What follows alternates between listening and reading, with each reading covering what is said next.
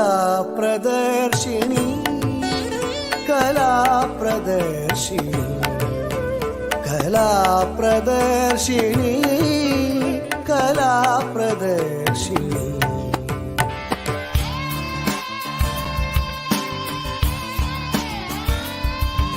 कलाप्रदर्शिनी कलाप्रदर्शिनी कलाप्रदर्शिनी कलाप्रदर्शिनी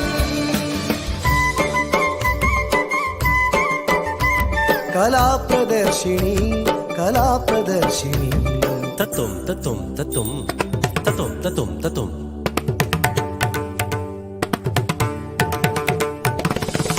कलाप्रदर्शिनी.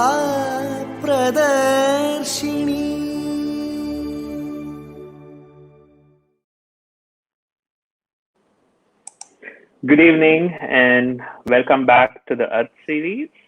We wish all our audience a very, very happy, safe, and healthy New Year. Today evening, we have a wonderful special guest with us, none other than Dr. Anita Ratnam. She doesn't need much of an introduction because she's already very, very popular in her field of arts and other contributions that she's done to the society and to the art fraternity itself.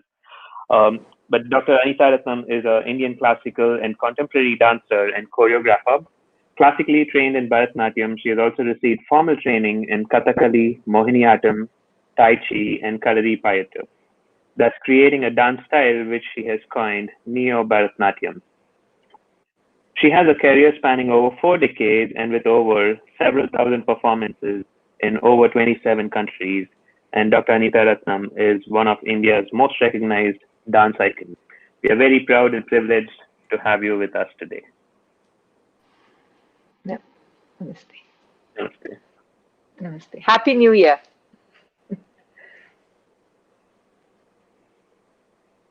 Happy New Year to you too, madam. Happy New Year, Parvati. It's lovely to be here on your show. My first talk in the new year. Thank you very much. Yes. So, we are also very happy that you're with us.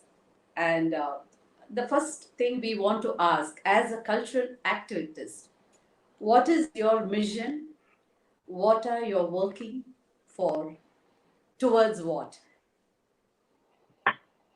Parvati, when we use the word activist, we think in terms of social activism. We think of taking a flag, marching on the street, shouting in protest, having a dharna, fighting for the underprivileged. But I felt that when I returned from America with a degree in communication and having so much experience in theater and the cinematic medium in terms of education, having been a classical dancer before that, and having been the head, like a CEO of a company in the US, that I did not want to return to India to go back to being the girl I was or the dancer I was. So when I looked around, and this was in 1990, I saw that it was Madras then, Chennai now. We had more than 1,000 dance schools already. Every road, every street, there was a dance class, whether you want to call it a school or not, but everybody seemed to be teaching dancing, and hundreds of people were learning dancing. If I had moved to a remote place, maybe I would have started class and not thought about other things.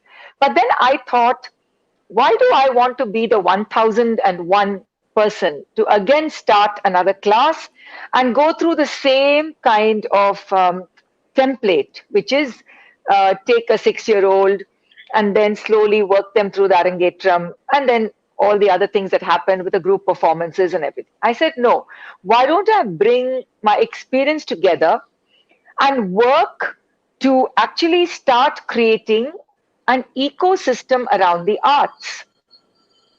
So when I say activism, it was something that I was trying to activate, something I was trying to energize. In 1990, Parvati, you will not believe me, I had Sudharani Raghupati was the first person to encourage me. And she said, you have all these ideas and this experience. Why don't you start your trust? She's the one who gave the name Arangam to me, which I launched in 1992. So I knew very early that I did not want that the thing, excuse me, I did not want the dance to be about me. I said it had to be about the dance. So, the first thing I did, I didn't dance myself. I didn't come back to go on stage. What I did was I created Nartaki, the dance directory. That was 1992. It was just a phone book.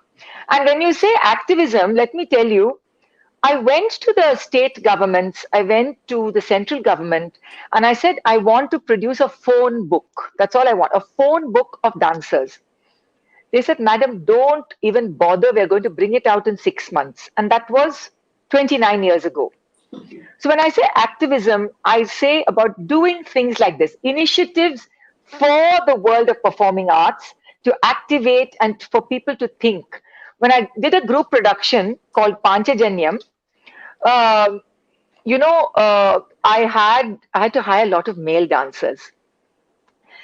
And I knew that these people work so hard. These male dancers work so hard. They slog from morning to night.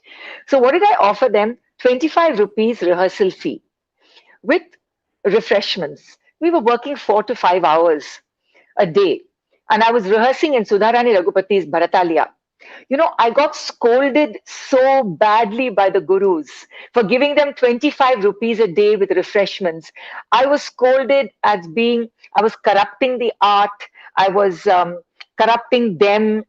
And I said, no, it's a professional courtesy. You offer them a small token honorarium for their time and their energy. And by doing so, they also make a commitment to come on time, to actually pay attention at that time.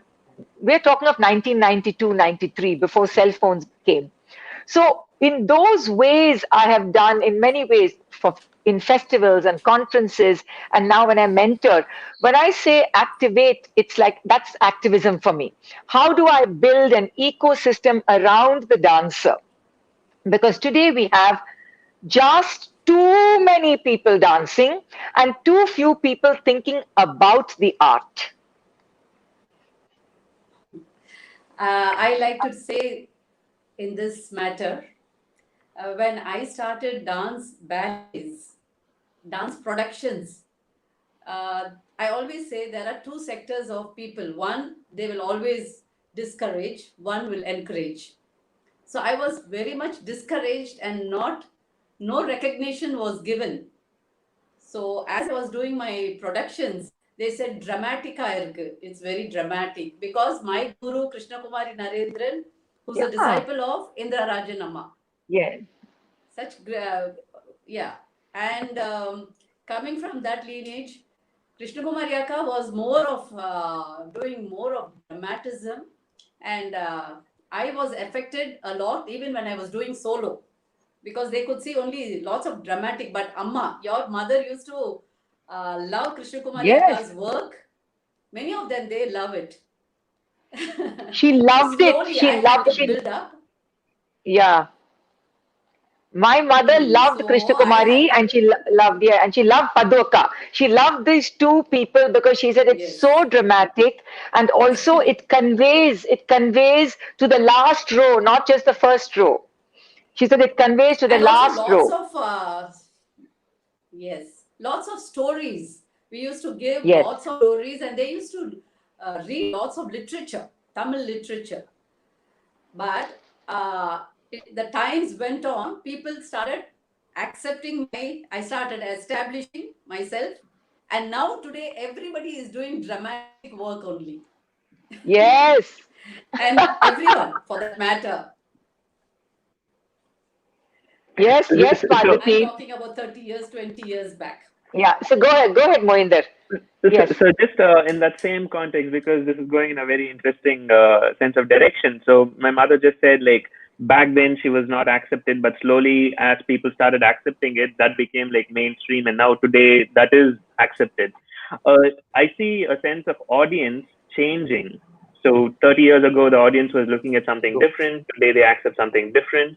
But then now with the Yes. pandemic coming in, how do you feel that the visual performing arts has changed? Because when a kacheri is happening, you can still close your eyes. You don't need a laptop in front of it. You can just listen to it. But a visual performing art, you have to watch it to, appreciate, to understand, to enjoy it. How do you feel that this has changed? Like with the audiences changing and now with technology becoming the mainstream? Uh, you know, COVID has uh, turned everything upside down. In a sense, for the first time, um, a king, a dictator, a president, a prime minister, you, me, um, our support staff who work with us in our homes, our children, we are all on the same playing field. We have social media accounts, and if we want, we can just get on our Instagram or whatever. We can communicate to the world. So, in a way, that's very exciting. But let's come to dance.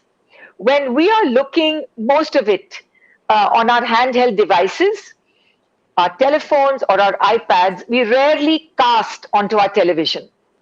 So when we're looking at a human form already shrunk into whatever, 4 inches, 2 inches, maybe maximum of 5 inches, you're already reducing and shrinking the frame, and you are shrinking my own capacity to imagine, because I'm not able to see subtleties.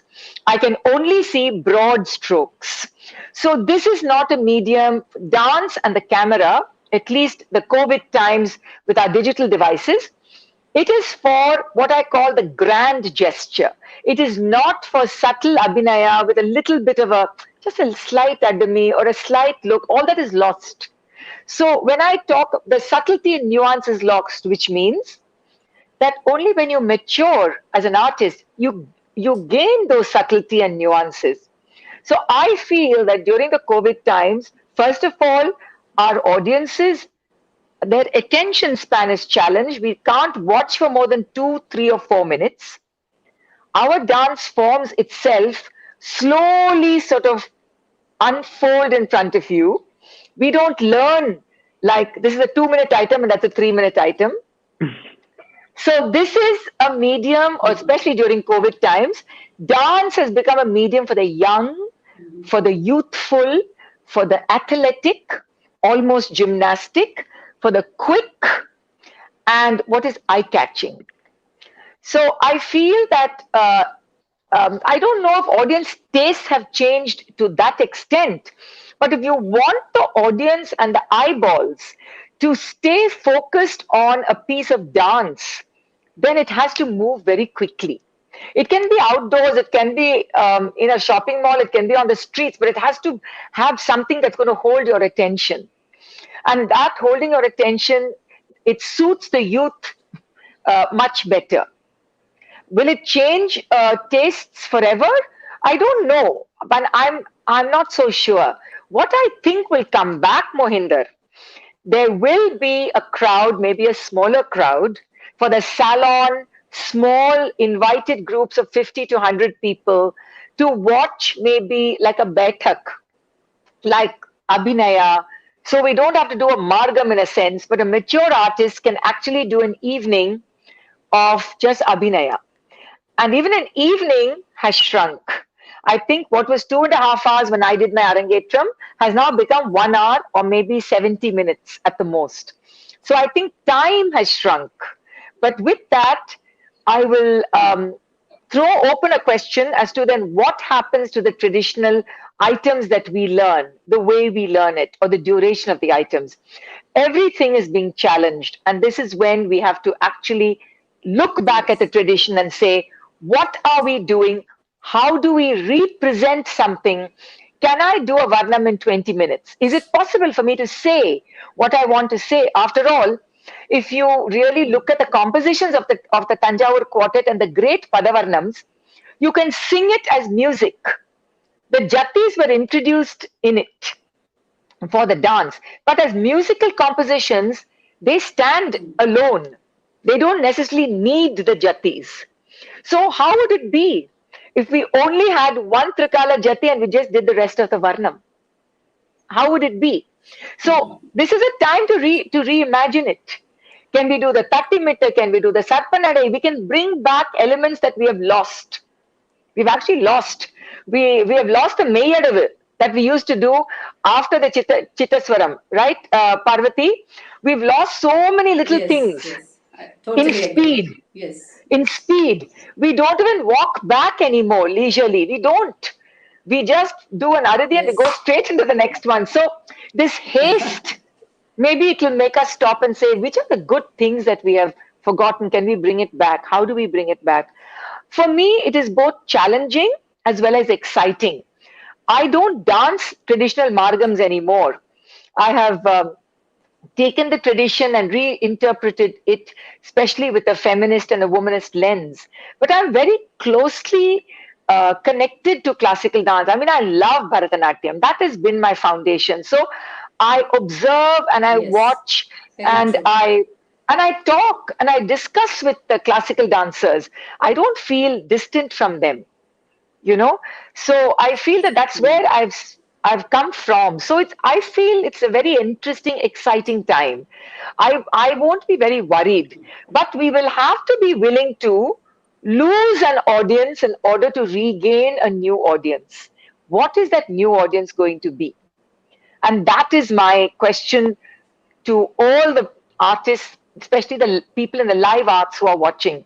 For instance, how can we get an IIM graduate or an IIT person? How can we get them involved in classical dance? Music is easier to sell, even during the pandemic, Moinder. Music, it's easier to just turn your device on and walk around. You can do your thing. As you Yep. said, for dance, you have to watch. Yep. So there is a role here for the seniors.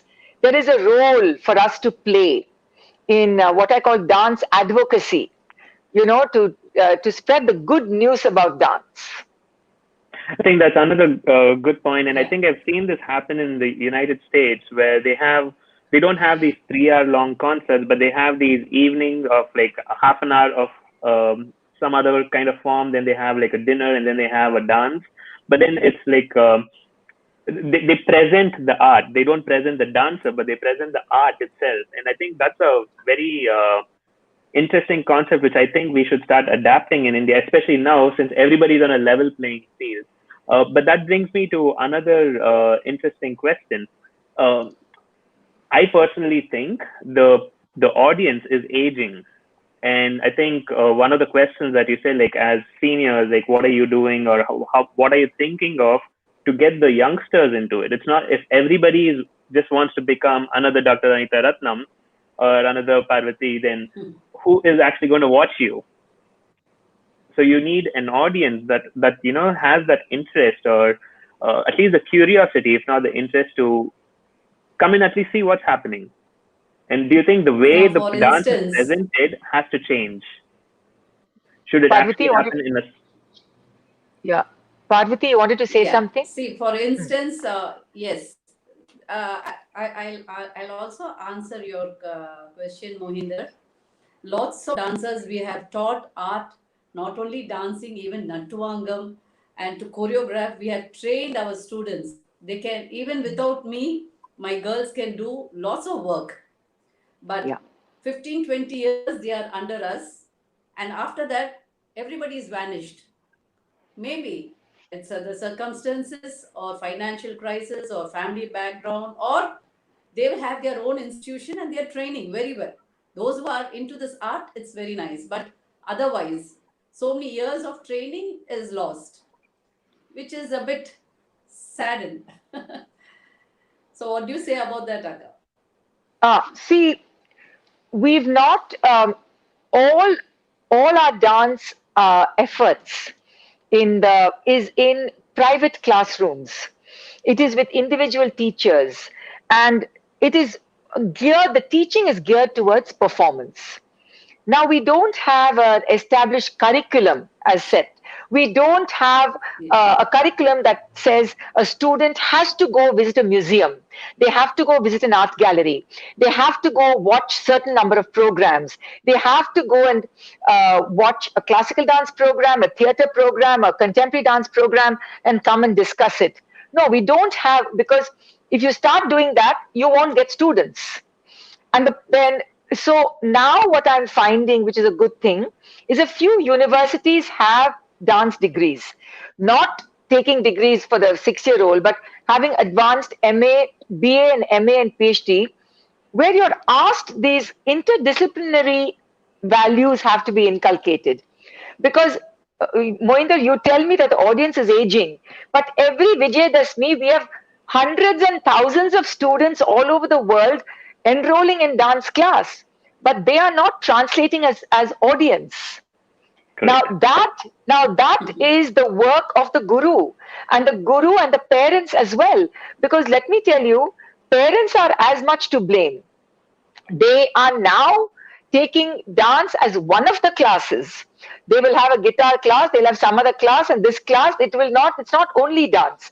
When I was learning, I went to dance class 5 times a week, 5 days a week. I was in dance class. So, I played sports in the morning, but I had dance class 5 days a week. Today's students, they don't come more than once or twice a week. So by the time they learn whatever the teacher wants to tell them, or whatever it is, or then the parents will force them, they've come to 10th, I have to do the Arangetram. It's a different timeline now. It's geared towards a certain goal that is not about the art, but about finishing something at a certain pace so that that student can go on to do other things and not dance. Go to medical school, go to other things. So dance then becomes just a kind of one part of a finishing college, kind of finishing school, kind of, that you put into your pocket. For them. Exactly. It's just that, yeah. And I don't even know if universities in India, not all, are even giving credit. I don't know if they're actually giving credit for somebody who has gone to dance class or done an Arangetram, So we have tended to sort of devalue and also take for granted this art. And I think that has to change. I think we have no shortage of young people learning dance. Oh my God, this pandemic has revealed so much talent. I mean, thousands of people are dancing every day, whether it's in their living rooms or whatever. But why are they not watching other people dance? Why are they only watching their friends? Why are they not watching other dancers? Yeah. And then also, Parvati, you will agree, especially with the passing away of eminent critic Dr. Sunil Kothari, we don't have objective people who can just watch a performance and say, this is good, but I think you can improve on this. Because social media has made us so used to praise that we cannot take the fact that somebody may not like what we do. And for me, that is like a death for the art. Because then the individual, and it becomes a rise of the personality and not the art form. So we live in challenging times now, definitely. So dance or growing dance audiences is going to be a huge challenge. And we need people to do that. And Mohinder, you are in the UK, and you know the amount of money even during the pandemic that the UK government has put, not just to give a lifeline to the artists who are out of work or who had no income, but they have gone out to do studies. Who is watching? Who is interested in dance? All the theatres, for instance, from Sadler's Wells to the Place Theatre to all the other, South Bank, they would all put aside money for case studies. What is the age group of people coming? How can we bring new people in? There was a great initiative at the Metropolitan Opera in New York, and they said $10 will take you straight to the top, which really meant for $10 you can come and watch an opera, which would normally cost you $150, and it take you straight to the top, means you get the balcony seat. Wow. And they would do a noon show. They would do a 3 p.m. show for schools. It's as simple as that. So you do put a value to something and you introduce a new generation to the arts. But let's not kid ourselves. Classical dance is not for everyone. You need a certain kind of a rasika. But how do you develop that rasika? You have to only slowly develop the rasika, isn't it? I have a 3-year-old grandnephew, my sister's grandson. He's very interested in classical music, okay, because he likes the voices of some singers. So with this, now we have to now start channeling him. Does he want to learn Mhm. piano? Does he want to learn mridangam? We have to allow him to explore, right? So online classes is one thing, but let's when there's young itself, we need to give them that opportunity. And for the arts, I feel, Moinder, it's really hard to always say, you will not make money in the arts. You will not make money in the arts. It's useless. Give it up. Become this, become that. Because I think that if you come from a family that can support you and if you have the talent, why don't you do it? Why don't you make that? Go for it and give them the chance. Yes, only 1% succeed, but you don't know if you will get a really fulfilled and a happy person. Not everybody can be an artist, but more people can become engineers and doctors and IT professionals. To be an artist, you really need something else and also a combination. Can I tell you, I'm a first generation professional artist on both sides of my family. There is nobody who I can say in my family there is. So I've had to find my own way. So the activism is how to produce, how to stage manage, how to create a community, how to build an audience, how to do publicity. Everything I've had to learn because we don't have arts managers, we don't have arts producers. There's so many job opportunities I think now for young Yeah, people other than just being on Yes, stage yes. and dancing. exactly. And I think the ecosystem That's that you what said about dance. Go ahead, ma'am. Lighting, Paru, we yeah. need lighting people, right? We don't have lighting people. We don't have enough sound engineers. There's so many things in which they can Yes. actually make it can be a profession.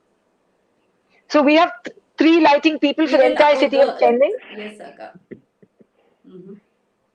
And if I Yeah, tell please my tell me. dancers, please, Go on. if I tell my dancers, listen, why don't you learn lighting? You will actually be able to Hmm. earn money, a steady income. They don't want to because they want to have their private personal life in the evenings. Lighting means you have to go. Evening is when the performances are. Evening is when you have to go and sit at the lighting booth. Evening is when you go and sit and watch and learn. So I think that there is So something there, actually, we are only doing lots of work. We We, are our doing more generation, work. The children are just coming and dancing. We are getting more experienced, and yes, we are pushing our girls to perform. That's it. yes, yes. No, but So, I so think with that, those, yeah, with that, yeah, with, go ahead, with, Moinder. with, so with that said, like, is dance really a profession? Can someone take up dance as a full-time career without, because like, I think A.R. Rahman, he started his KM Conservatory and he's teaching students from the underprivileged, like instruments like harp, trombone. But then once he realized, what are they going to do with it? Are they employable? Okay, now they have this art that they've learned. Are they really employable? So are dancers really employable? So I think the ideas you're suggesting actually make it employable. You learn the art. Once you learn the lighting or even sound engineering or anything, you use the art and you can do a better job in something that supports the art. Well, today in India, if you want to make a living from dance, you have to be a teacher. That's the way you get revenue. That's the way you get your fees. Because the performance payment is pathetic. Really, really pathetic. You cannot live. You need to have a family background or you need to be married into a family that can support your performance. And there is also another business model that has emerged, which is the workshop model, in which if you are a teacher willing to teach over the weekend one or two items along with the professionally recorded music, That is a business model, a really good business model in which you can charge a good amount of money, especially overseas, because then the dollar ends up meaning a lot more uh, in the Indian rupee context.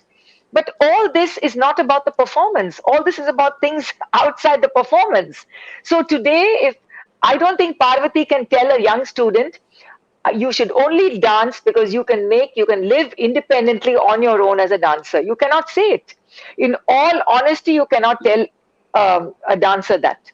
Whereas in the West, it is Yes. possible to be a full-time dancer. It's more difficult in the United States than in Canada, but Canada, the UK, and Australia have made it possible, and now Singapore also has been able to, during COVID, pay people, I think, 75% of their monthly income. They've sort of subsidized the arts.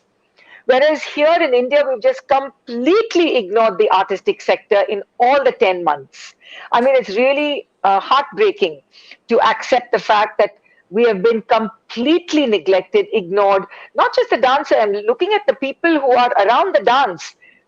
Everybody's out of work. If a theater is dark, the lighting person is not available. Nobody's employed.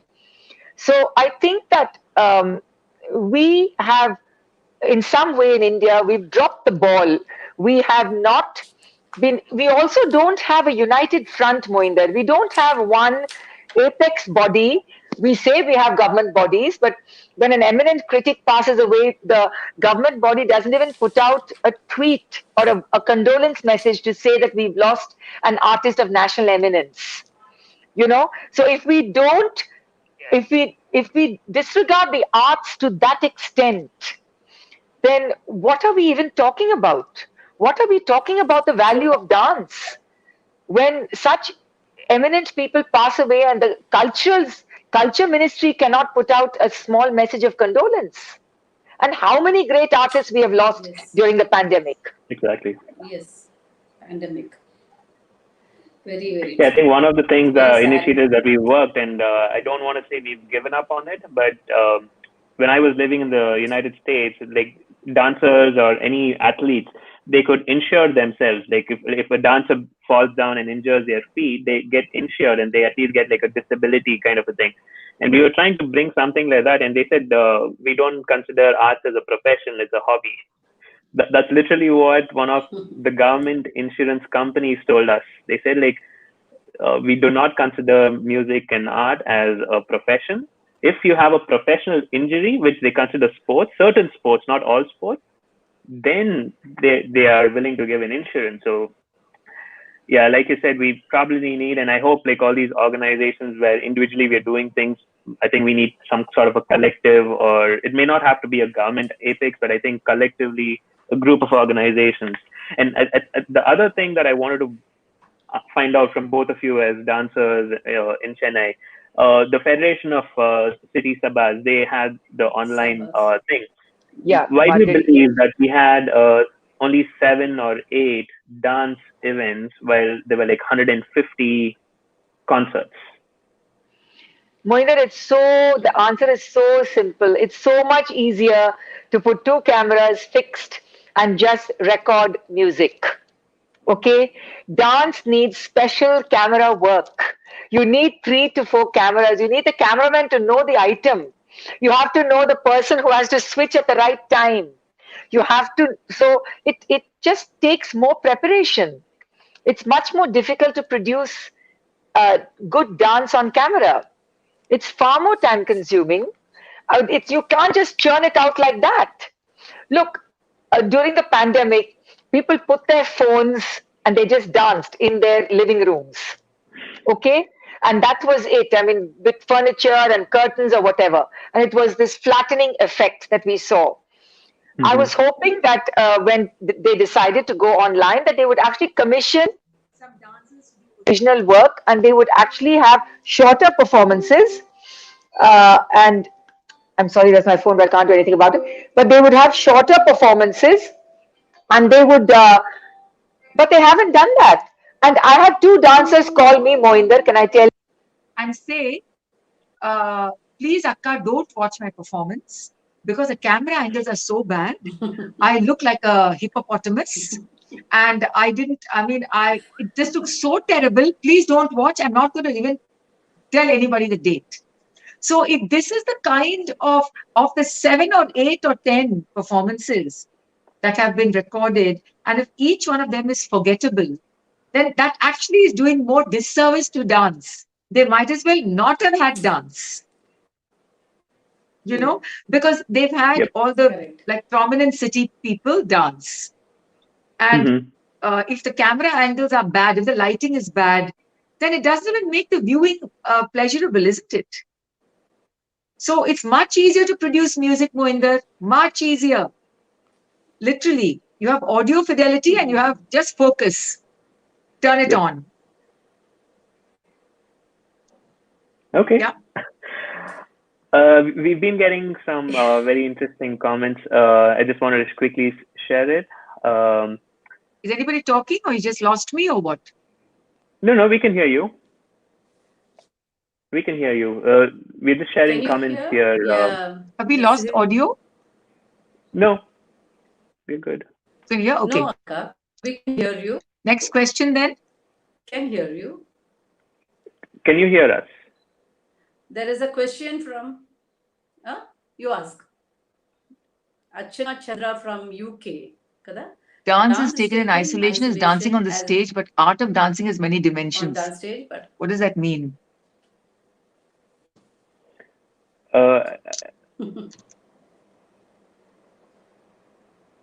All right. So moving on to the next topic. okay, next question. I don't know. I'm not able to hear you, Mohinder. You should talk. I'm talking. Yeah. Go to the next question. I can't see. What is the next question? Somebody has asked. Can you hear me? I can hear you. I can hear you. Yes. What is the You want me to continue talking? Doing to develop culture? Can you hear us? Or the Yes, next sir. question? Please. No, can you hear us? Well, Because I think we're can't having hear some- both of you. Something happened to the Yes, sound. We're having you can some speak. I technical just want to ask the difficulties. audience, can you what hear about me? the male dancers? Somebody just reply. Is the audience able to hear us? Talk about male dancers. Hello. Can somebody Yeah, in the audience I tell can me if you hear can you. hear me or not?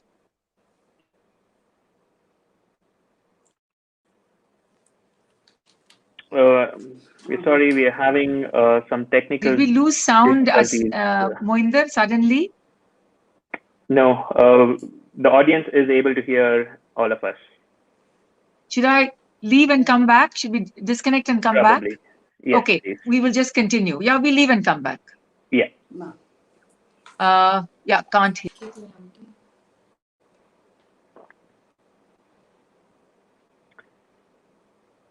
Yeah. So thank you for your patience. There is an answer. Thank you. Can hear? Can you hear? Yes.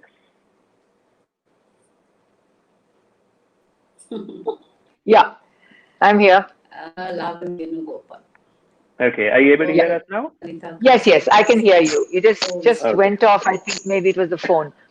No problem. So I think that would answer your question, Mohinder, about why it's just easier to produce music rather than produce dance.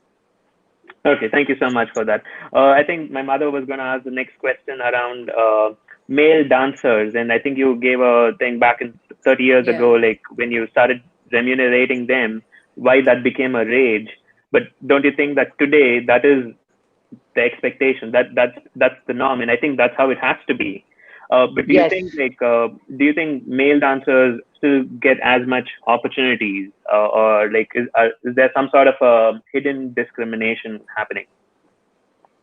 Oh, absolutely, because the male gaze is wants to be.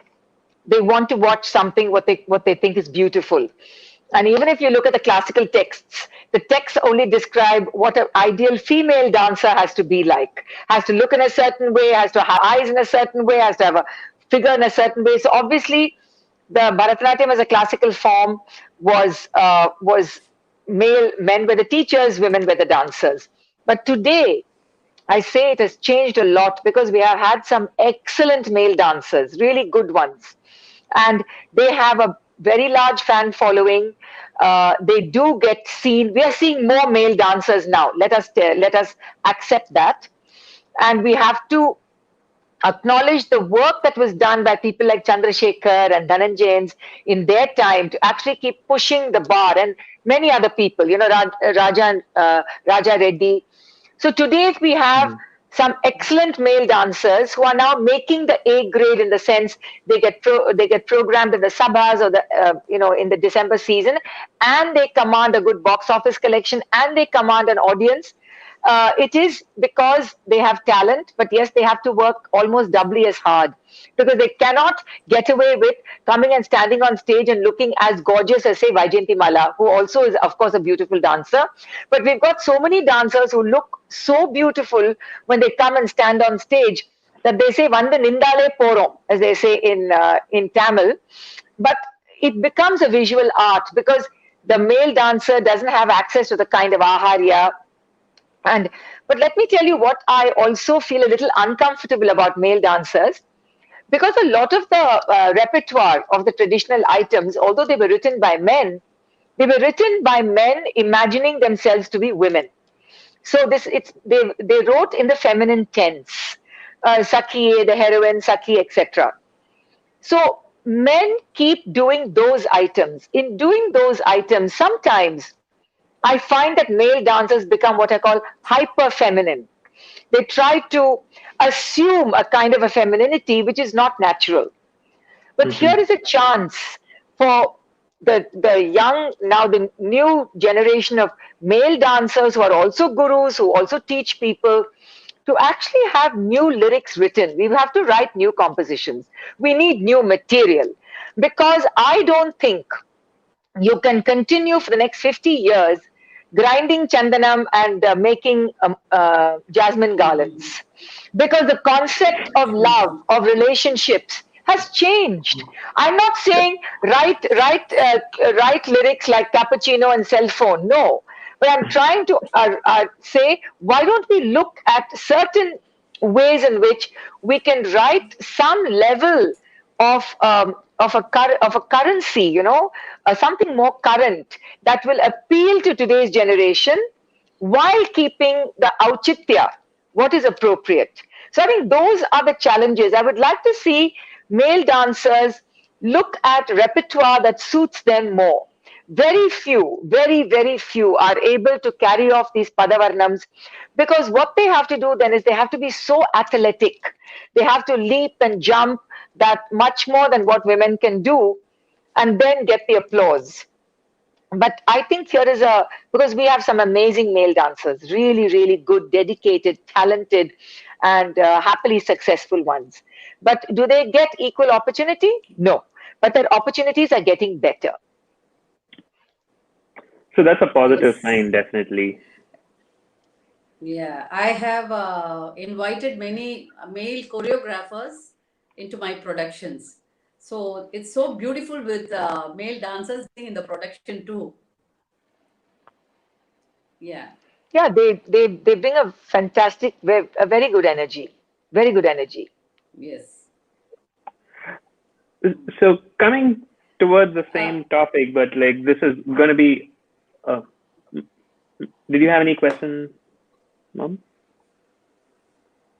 there Okay. are so many controversial about the um religion or casteism that doesn't come at all in the art form. What do you say about that? See, I It's very think that the controversial. way, no, see, first of all, I think that we have to look at the history of Bharatanatyam is quite complex and it has developed over time. Mm. It is always developed with collaborations. It has been developed with the collaborations of kings and patrons, people who created, performed, and sustained the art, those who patronized the art, those who were the rasikas of the art, those who composed for the art. And I think that there were times in which everybody was given the respect that they all had in their certain area of expertise. So it's very, very hard to, even for a Tamil person today, to say Bharatanatyam is a Tamil art. It's not a Tamil art. It it grew and was nurtured in Tamil country. But if you're going to look at the Telugu speaking Nayaks and the Maratha speaking Bhosles and the Sarfoji, you're going to look at poets or composers who wrote in Telugu when the people were speaking Tamil. You've already got such a plurality of linguistic intersections right there, right there. So this chauvinism that people try to say is something that I want to first please understand, that if we just talk of Bharatanatyam, it really is a composite that grew out of sustained collaborations and interventions over time. Like if we look at the Tanjavur quartet and say, okay, these Tanjai Nalvars created the Margam. They didn't create out of nowhere. They must have looked around and said, these were the various art forms that exist. These were the dances in the various ways. Remember that Muthuswami Dikshitar was their music teacher. I remember that Vadivelu, the youngest and the most talented of the Tanjavur quartet, took Devadasi from Tanjavur and went to the court of Swati Tirunal. And that's how Mohiniyattam was created, on the body of a Sadir Devadasi dancer, of a traditional court temple dancer. On a Bharatanatyam body was how Mohiniyattam was created, with the invitation of Swati Tirunal. If you tell some of Mohiniyattam people or some of the people in Kerala, they might get very upset. But history says it like this. Then you think of also the intersectionality we have to first acknowledge before we start talking about these kind of these kind of issues like caste and class. And today, Parvati, we don't ask a dancer, what is your caste, before we go and see a dancer, or a Sabha person will not say, declare your caste. No, when you put your foot on stage, and let me tell you something about Tamil Nadu, which is also wonderful, is we have accepted in this state actors and artists from all over, and we have celebrated them. If you look at the two former chief ministers, if you look at our superstar, we are not even saying that he's not from. We love him, isn't it? So the idea of Tamil inclusivity is also something that we have to be very proud of. So that is something that I'm very proud of. So I want to focus on the positives, because today it's really very difficult, Mohinder and Parvati, to have a centrist point of view. You can't be a centrist liberal saying, I like certain policies of the Modi government, but I don't like something of the Modi government. I like something that the Congress party did for the arts. I don't agree with what they did. You can't. You have to either love somebody or hate somebody. And because of that, I've ended up losing so many friends. Because you cannot even have a discussion. So it becomes the same thing with the arts and caste. Twitter is a fire all the time, because it's all about blaming and naming and shaming, and one side getting furious and angry, full of rage and hate, and the other side. So, how is it going to really benefit the art? How is it going to allow us? Okay, forget Paro and me. What is it doing to the younger generation? Is it frightening them into silence? Is it frightening them into some kind of confusion? I think it's creating more confusion than clarity. Yeah. So I think a starting point, Parvati, would be, let's go back and look at the history. Let's look at the history. Let's look at how the art has transitioned over the centuries, over time. And let's continue to stay engaged in the discussion. See, that's really important. Staying engaged, even if you agree to disagree, is to continue to be in the discussion and not walk away and not shut the door. For me, that is very important. And in doing so, I've been blamed, I've been attacked. It's okay. Sometimes, yes, you get upset, you get perturbed. Why is it happening? Then you realize, okay, I'm a target. I become a symbol of something. I become a symbol, upper class, elite, privilege, whatever you want to call, whatever is the name. But then you ask yourself, what are you doing with that? What are you doing with your privilege? Are you enabling, are you helping others? And so, with that, that's why my motto has been, how do I enthuse and encourage the next generation? What do I do in a sustained and consistent way in which I tell the younger generation, I believe in you, I think you have the ability, I think you are powerful and capable, let me help you. Because that is a very important part of my mission. Great, very nice, Akka. Really. So I think that So directly beautifully takes us to explained. the next question. So you changed your organization Nartaki to Neo Nartaki, if I'm not wrong, some time ago, and Yes. I think you had some of these ideas that you were trying to empower or get more youngsters involved, change the way people look at art. As could you just walk us through like what uh, how different is Neo Nartaki from Nartaki? Do you see a new set of audiences, especially with India opening up, being more liberal in terms of other things like caste, community, the LGBT community? How is this impacting art, and does Neo Nartaki have something to do with it? Well, in 2020, Nartaki completed 20 years. That is nartaki.com, the web Mm-hmm. portal. Yep. So 20 years is a generation. And it was time for me and my small group of 3 women, who are all seniors, to really think and look at now what are we going to do for the next, not 20 years, what are we going to do for the next 10 years? And I realized that we had the energies around dance and the arts, the voices, the subaltern voices, the LGBTQIA plus voices were really clamoring, and they are coming into the mainstream. And Nartaki.com had, in a way, I can't say ignored them, but we needed to find a space and give them a separate, really a separate platform. So Neo Nartaki was born specifically for the 16 to 39 age group, and specifically as a completely independent unit that I will not interfere. I will oversee. I will, of course, support with resources, but I would get this young, small group to start only tapping voices that would never otherwise be heard: transgenders, people who cross dressers, people who are bold, people from the LGBTQIA community, to speak eloquently and persuasively about why they dance, why they paint, why they want to be in the arts, why they compose music.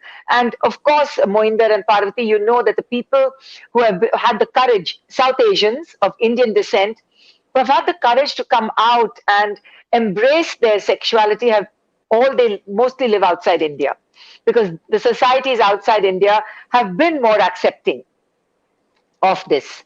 So Neo Nartaki was born as a brave space and a safe space.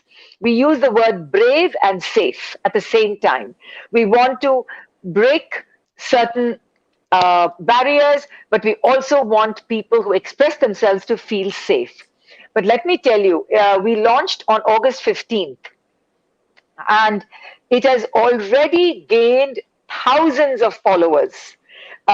We have all kinds of things like Instagram takeover, all kinds of campaigns that are being planned by this team. They just discuss with me and they say, okay, go ahead, that's it. I don't micromanage. And I think one of the lessons I learned from my father, who was such a good manager, because I come from a business family, was make sure you hire the right people, then you empower them. You do not micromanage people. That's a way a good manager empowers. You pick the right people, you pick the right team, and then you empower them. You allow them to just watch them from afar, guide them, do not micromanage. So that's what I've done a lot. That's been my management style, if you want to call it. But I'm very excited about Neonartaki. I'm very excited about its potential and what it can do, what it can accomplish. And yes, the young, they have to be believed in. They cannot be dismissed as a selfish, self-centered generation that people try to say. Yeah, they have their problems. Yes, they're a lot more brittle, Mohinder. They can't take criticism. Our generation, we've really tumbled and taken all the scolding, and we've come through a lot. So we are much more sturdy. We are much more resilient. We've faced a lot more. But let's give the young a chance. Let's see where they go. We cannot dismiss them. We've got to give them that space and the push. They That's are wonderful, very and I think that intelligent shows. and smart. And I think that shows how well the seniors can actually work with not just the existing youngsters, but also I think you've opened a whole set of new audience, or a what do I say? Like, the opportunity is given to a whole new segment of people which would have otherwise gone unheard of or unseen, probably in their own little rooms, whatever. So I think that's a wonderful initiative. And how do people reach out to you through this portal? Like, if people watching today's interview, how do people Oh, reach out to you? What is the way? we get, Mohinder, I get messages, direct messages on my Instagram like every single day. I get Facebook Messenger every single day. They don't need to know nobody needs to know your phone number anymore. If you have a social media platform, people reach out to you. People who want to reach out to you, that is. And I'm extremely accessible. People who know me, maybe there's a myth about me, but that's fine. But people who know me know that I'm extremely accessible. I don't have managers and agents and secretaries. There's just me, and I just make a decision, and I'll say yes, I'll say no, and then we just get on with it. So people can definitely access me. They cannot say, I didn't know how to reach you. Maybe they were trying to get my phone number, and that may not be as easy as just sending me a message. And I always respond to my messages. I always respond to my messages So or for my those in emails. our That's very audience, if you nice. have anything, like, you know where to reach out to now. Yeah. Do we have uh, any questions at all? I mean, we have a few minutes. Do we have any questions no, at all, or no? we're getting a lot of compliments for your answers right now, and I'm sharing them on the Compliments. screen as we get them. Okay. So since we have very few minutes, and I really want to touch upon this topic, there's been a lot of hue and cry. I wouldn't call it hue and cry, but also noise in the system around the Me Too situation, and what do I say, like, sexual harassment and those kind of topics. And the art industry, sometimes it comes and goes, but there's nothing concrete. I mean, similar to the movie industry as well.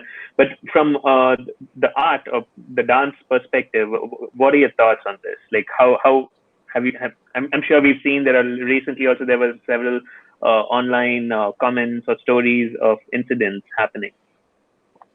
This is like one of the dirty little secrets that has been going on, and the relationship between the guru and the student is always unequal, and it is rife for exploitation. The space is rife for exploitation.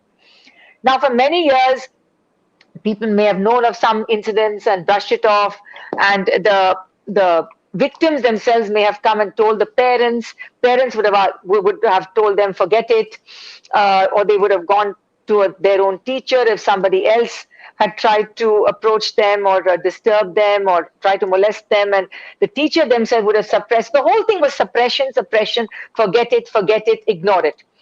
But the Me Too movement has really brought this evil, I call it an evil, to the fore. We've got to understand there is no excuse for abuse. No excuse. So now, when you have this unequal relationship, it came out in the Me Too, it came out with Carnatic musicians more with Carnatic musicians and less with dancers, although it has existed in the dance field as well. But I was very proud of both the Bharatanatyam community and the Carnatic music community for actually coming together on this, and at least for a couple of years, for the certain sabhas to ban certain musicians. Now, after a couple of years, Music Academy is the only one that has kept the ban on. And I'm really shocked that women are enabling these known sexual predators to come back into playing. And I'm also shocked when some of my colleagues stand up and say, well, this person has not tried to attack me, so why can't I work with this person? So for me, it's just ethically wrong. Once you know that the person is a sexual predator, you do not work with that person. You do not engage with that person. Now, unfortunately, some brilliant people have been implicated in this, in the Me Too. And because of that, their names overseas have been struck off many things, conferences and publications. But that is it. That is how a movement happens. Women have been suffering too long. But can I also say something? We are talking about this now, Mohinder, not just about Me Too, but because of two incidents from the Drupad Sansthan in Europe and now with Kathak Kendra in Delhi with a Kathak guru. And I just want to ask the officials again in the culture ministry, if these people are recipients of grants, if they've got these grants, you've got to strip them of the grants. How do you bring these people, how do you make them accountable? You've got to name and shame them. You cannot keep quiet. And women, we cannot stand by and say these ridiculous infantile things like, oh, this person has not done anything to me, so it's okay, I will work with them. Or other sabas just quietly taking back these well-known predators. Are there not enough other artists? Can't they not be taught a lesson? I mean, this is so shocking how the hypocrisy works, how these double standards work. I mean, I am just appalled at this. And why parents and teachers are not having discussions with their students in the world of dance and music. I don't want to segregate one or the other, you know. One very prominent Bharatanatyam dancer put out a cover story on a woman's magazine accusing her guru.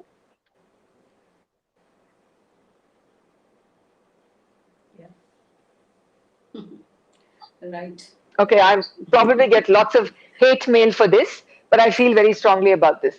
No. I think all of us should definitely feel strongly. I have a girl child, and we're doing a lot of initiatives around the girl child initiative, and this is important to. I mean, yeah, I have a girl child, so it's more important to me. But I think it's important for every woman. I think every man should also be behind this because somehow they have a woman in their life, and today it could be somebody else's wife or sister, but tomorrow it can be my own. Somebody in my family can be impacted because of these things, and you are going to have collateral damage. You are going to have some names falsely impacted, but I think a vast majority will learn their lesson with this. So we feel as strongly as you do. And if there's something that, Kala Pradarshini, me, my mom can do something about it, like we do voice our things in our festivals. We've tried to, I think we've stopped, but banned rather.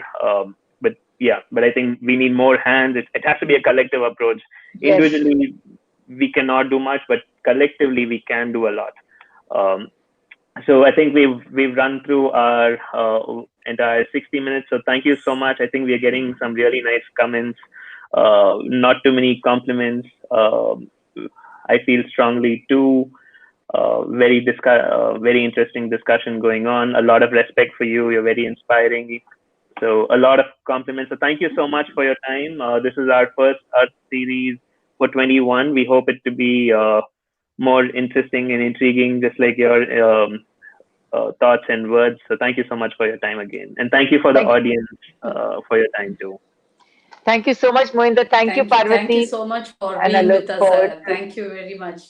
And thank you, all the audience who had the patience to wait. Thank you. Happy New Year. Namaste. Namaste. Thank you.